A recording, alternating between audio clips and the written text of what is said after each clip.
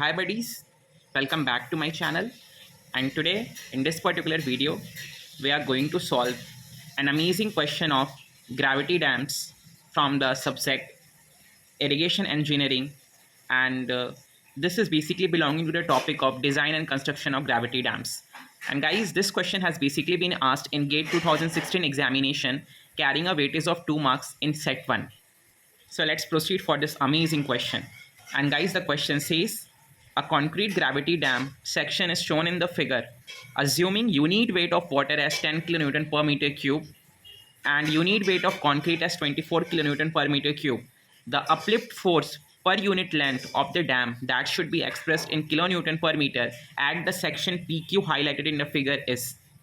So guys, this is a figure that is basically been provided to us in the GATE examination, and this is the section PQ as you can see in the figure itself, where we need to calculate the uplift pressure in kilonewton per meter units. So guys, before proceeding for the actual solution, let me give you brief about the uplift pressure diagram.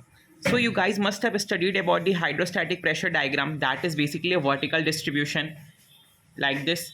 On the other end, the uplift pressure diagram is basically a kind of horizontal distribution because it is the pressure that is basically been exerted by the seeping water on the base of the concrete structure or the hydraulic structure. So just उस vertical pressure distribution diagram को अगर आप flip कर दोगे ना, then it will become the uplift pressure diagram for the first case. So we have taken here 3 cases guys. आपको समझाने के लिए I am taking 3 cases so that अगर किसी भी केस का प्रॉब्लम अगर आपको मिले, so you can easily handle and crack it up. So the first case is basically the no drainage hole and no tail water. What is a drainage hole? So guys, अगर हम किसी gravity dam में drainage hole provide करते हैं तो that means we are allowing water to get seep out of it. That means uplift pressure will not develop there or it will be reduced by some amount like that. ठीक है, तो पहले case में बोला no drain hole and no tail water. So इसका मतलब ये है कि आपका अपस्ट्रीम में हेड वाटर है, as in this particular case it is basically been given as 65 metre upstream head with a free board of some centimeters or meters, whatever you say, and on the tail we are also having free water which is basically 5 meters. So अगर tail पे ये पानी ना मौजूद हो, मतलब tail बिल्कुल dry हो, बिल्कुल empty हो, बिल्कुल dry condition हो, तो that is the case of no tail water. And no drainage hole is also being provided, like इस question में drainage hole provide कर रखा है, but if no drainage hole is provided, so the distribution diagram will be like this. So this is simply a kind of uplift pressure distribution diagram. So you can see it is very much similar to that of the hydrostatic pressure diagram. If you make it vertical, it will be like this, and it will be same as that only. So this is the case when there is no drainage hole and no tail water depth basically been provided, which is the simplest case. और ऐसा case आपको generally नहीं पूछेगा because it want to test your knowledge ना. So definitely it will ask for the complicated cases. Now let's move to second case. इसी में permutation combination करते हैं गाइस. ड्रेनेज होल को अभी भी प्रोवाइड नहीं करते हैं, but let's provide tail water depth. मतलब हेड पे अपस्ट्रीम पे हेड वाटर है और टेल साइड पे भी हमने वाटर को प्रोवाइड कर रखा है. Mean it's not dry, it's having some amount of water on its downstream side, but no hole is still provided. So उस केस में distribution diagram will be like this. Means यहाँ पे भी कुछ value होगी and यहाँ पे भी कुछ वैल्यू होगी ऑब्वियसली, क्योंकि वाटर तो दोनों साइड प्रेजेंट है. यहाँ पे वाटर सिर्फ कहाँ था, अपस्ट्रीम साइड में. And this value is equal to how much, can anybody tell me? It is equal to C times of gamma W into capital H, where C is the coefficient of uplift. If not mentioned, you can take it at equal to 1. Like in this particular case, it is nowhere mentioned, so you can simply take it as 1. But अगर question में mention किया है, so you have to consider it for uplift pressure distribution diagram. And H is basically the head of the water on the upstream side, which is here 65 meters. I'm just taking an example, okay? And here it is 0 because no tail water. For the second case, it will still be C gamma W into capital H, but क्योंकि अब depth पे भी हमने water provide कर रखा है, तो मान लेते हैं कि टेल पे जो वाटर का डेप्थ है that is basically been denoted by small h. So this value will be how much? It will be coefficient of uplift C gamma W into small h. Okay, is it clear? Fair enough. Now let's move to the third and the most complicated case, which is tail water and drainage hole both are basically being present in the particular concrete gravity dam. Like this case, this is the case where we are having the upstream water also, we are having the downstream water, and we are also having drainage hole. So guys, मैंने आपको बताया था कि drainage hole provide करेंगे तो the uplift pressure will decrease by some amount. So you can see यहाँ पे एक depression arise हुआ. अगर ये drainage hole नहीं होता guys, So this distribution diagram would have been like this only. लेकिन आप देख रहे हो इतना सा रिडक्शन आ रखा है इसमें. दिस इज बेसिकली बिकॉज ओ पे हमने क्या प्रोवाइड किया, ड्रेनेज होल. सो यहाँ पे एक डिप्रेशन आता है एंड देन उसके बाद से वापस से ऐसे फिर ऐसे यहाँ पे tail water depth. So this value will be how much, C times of gamma W into capital H. ये कितना हो जाएगा, C time into gamma W into small H. और जो ये वैल्यू होती है ना गाइस, दिस वन, ये ट्रायंगुलर रेक्टेंगुलर रीजन है और ये ट्रायंगुलर रीजन है. तो ये वाला जो वैल्यू होता है, this is basically equals to gamma W into capital H minus small H whole divided by 3 into C.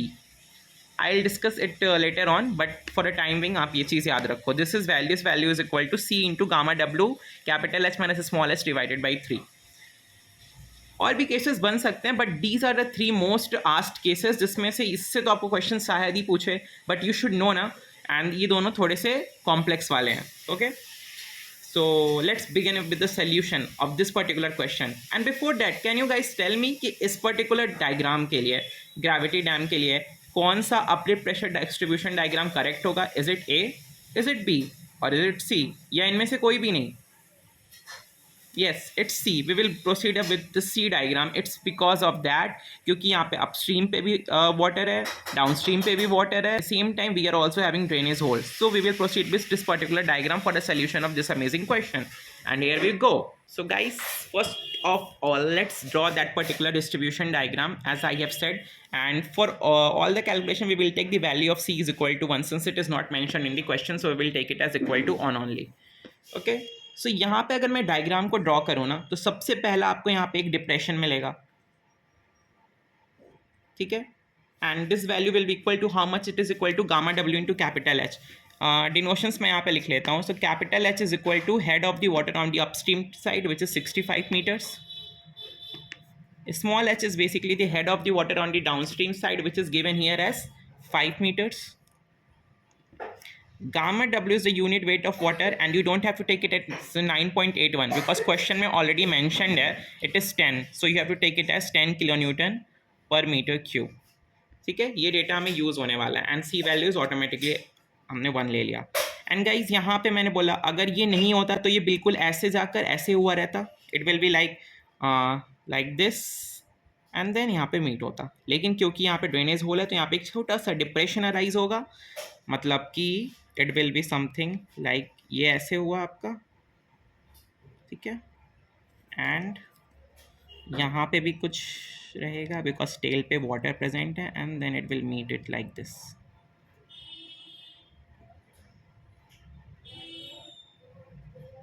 So guys ये हमारा है uplift pressure distribution diagram for this particular question which is the case 3rd.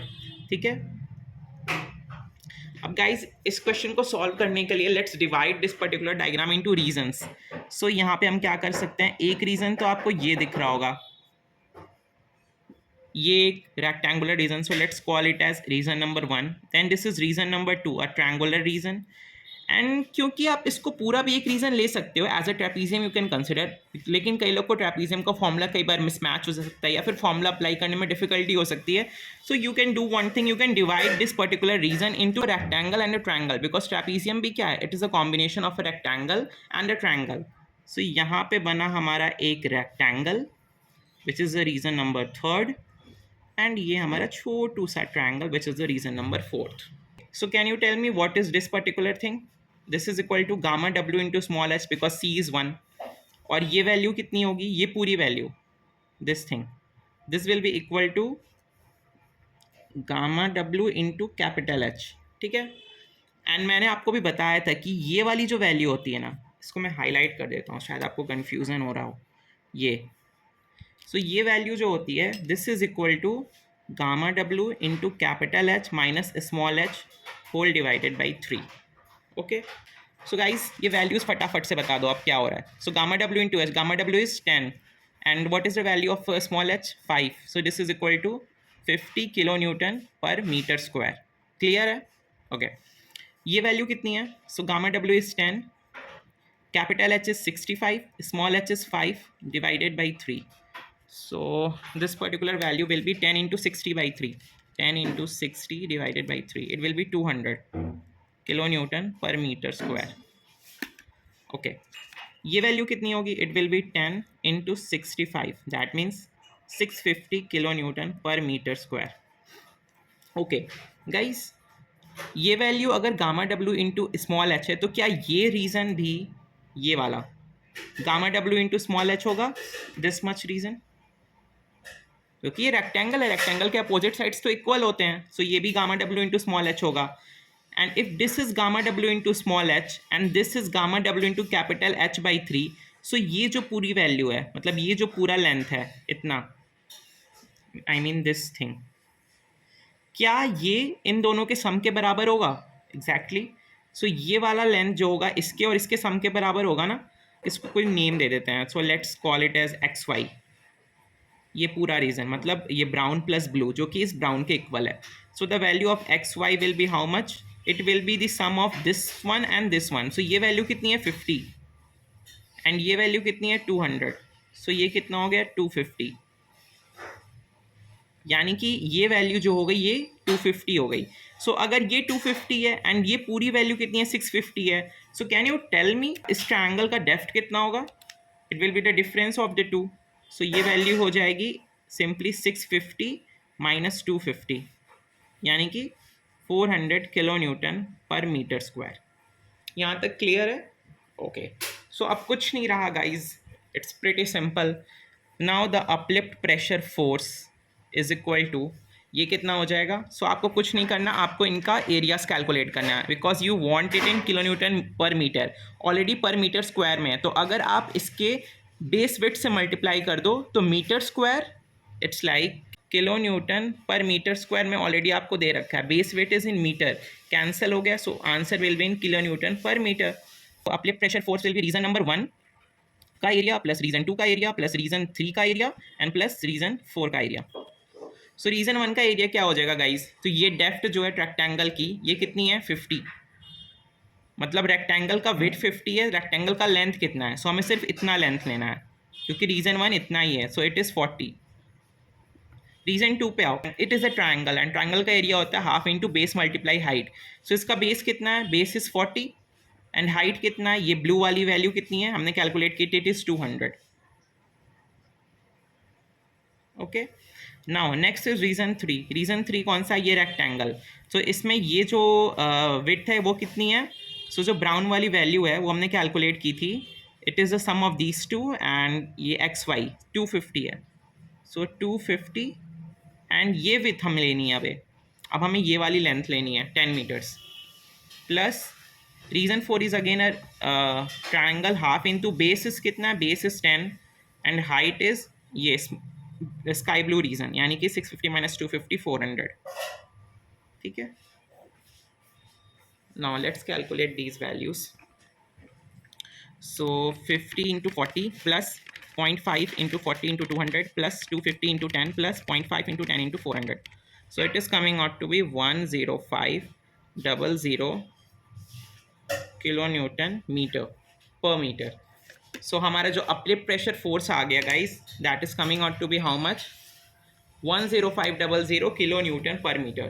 So let's fill it up there. So the answer of this question is 10500.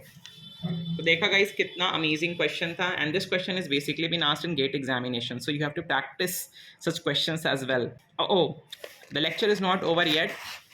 अगर आपको ये question अच्छे से समझ आया and you got that particular concept that is basically been explained, so there is a question for you to attempt and guys you have to pin your answer in the comment box. जिसका answer सबसे best सबसे fast होगा, I will pin that particular comment and that will be surely appreciable. You should thank yourself that you have solved such an amazing question.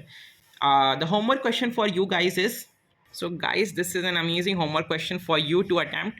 So basically ये concrete gravity dam है जिसमें आपको upstream पे water level 45 meter है and downstream पे there is no water level and base width is basically 39 meter and there is a drainage hole that is provided at a distance of 5 meter from the upstream end, and you have to take the value of coefficient of uplift as 0.5. So you have to follow the same steps and you have to report the answer in the comment box. So hope आपको ये video amazing लगी होगी. If you found this particular lecture amazing, then stay tuned and do subscribe my channel, and till then bye bye.